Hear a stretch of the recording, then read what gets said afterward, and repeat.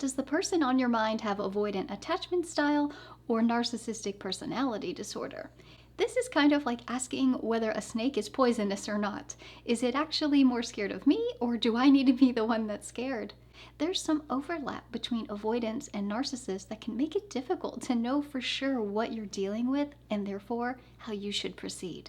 If you're currently in a relationship with them, the question boils down to whether or not they're capable of change. Attachment styles can change, but somebody with narcissistic personality disorder cannot. In assessing whether somebody's an avoidant or a narcissist, what you're really asking is there hope? Am I wasting my time in trying to invest in this person? And if you're not currently in relationship with them, this question really boils down to what the heck happened and how do I make sure that never happens again? I'm here with some important distinctions to help you answer those questions.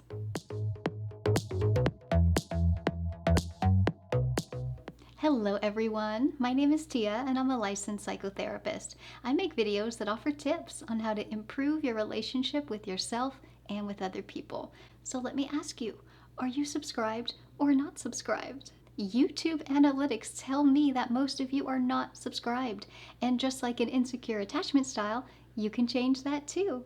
Be sure that you like, subscribe, and hit that bell notification so you never miss more tips from a therapist. Today, I'm sharing some important distinctions to help you tell the difference between avoidant attachment style and narcissistic personality disorder. There are similarities between the behavioral patterns of avoidance and narcissists. They both can be very self-centered. They both struggle with sustained intimacy. They both avoid being vulnerable in front of other people out of fear of being perceived as incompetent or weak. They both can be hypersensitive to criticism and stubborn when it comes to disagreements. And they both avoid accountability towards their impact on other people, especially when it comes to how they make other people feel. However, there are also telltale signs that can help you differentiate between the two. The first distinction is found in their pattern of how they regulate closeness and distance. Narcissists use love bombing early on to create an intense, quick bond with you, and then they leverage that against you. They take that away whenever you're not doing what they want you to do. Narcissists use distance to punish, manipulate, and control you. With a narcissist, you only get that nice closeness and affection when you're feeding their ego. If you'd like to learn more about how to tell the difference between love bombing and genuine love, I've got a video entitled exactly that.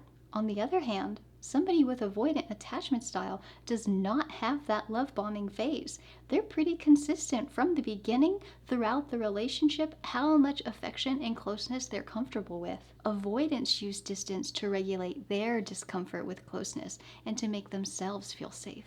They've either never really trusted somebody before, or when they have trusted somebody in the past, they got hurt. So avoidants are hesitant to get too close to people and get hurt again. For avoidance, intimacy can feel overwhelming and uncomfortable because it registers as a threat. In their minds, being close with somebody else compromises their own autonomy and freedom. Unlike a narcissist, with an avoidant, distance is not about punishment and control. It really just comes down to them protecting themselves.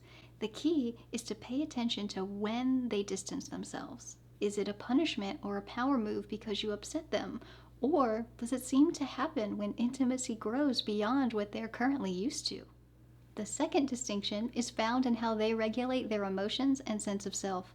Narcissists demand that you regulate their distressing emotions and manage their self-esteem. With narcissists, you're solely responsible for how they feel and how they look. You're basically like their thermostat. They're set at a comfortable temperature for themselves, and if it starts to get a little too hot, you need to step in and cool it down. In contrast, avoidants are hyper independent. They do not rely on others to regulate their emotions. They like to deal with it on their own. Avoidants also don't like to depend on other people to define who they are. It's actually quite the opposite. They're protective of their sense of self, separate from you. The third distinction is found in how they manage conflict. Avoidants do not like conflict. They are much more likely to shut down, run away, or ignore problems altogether. Proper conflict management requires a certain level of intimacy and collaboration with somebody else, which is quite distressing for avoidants. Narcissists, on the other hand, instigate conflict in order to destabilize you. Anytime they're actually accountable for a problem, narcissists will find a way to flip it back onto you. They will pick a fight to chip away at your self-esteem, to isolate you from other people, and make you reliant on them to be your sole connection. Narcissists use conflict to confuse and control you. Avoidants don't.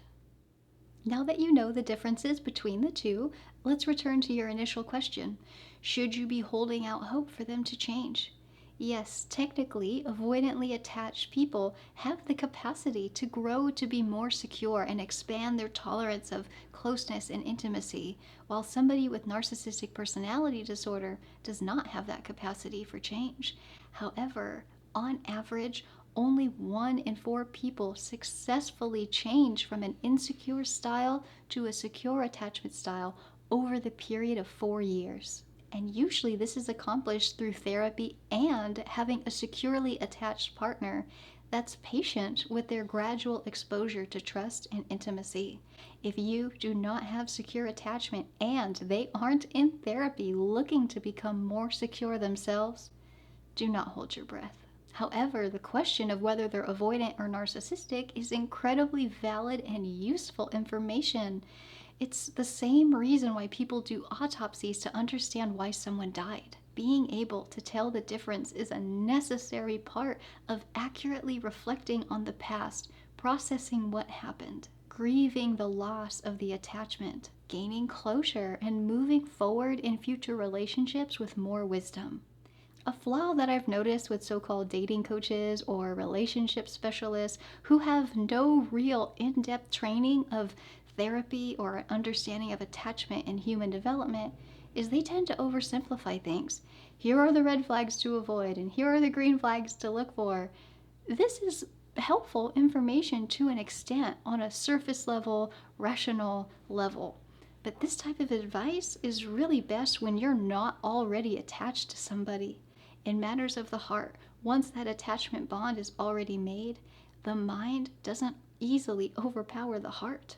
Just because we see a red flag doesn't mean we know what to do about it. Some of us are attracted to red flags because they're familiar and exciting.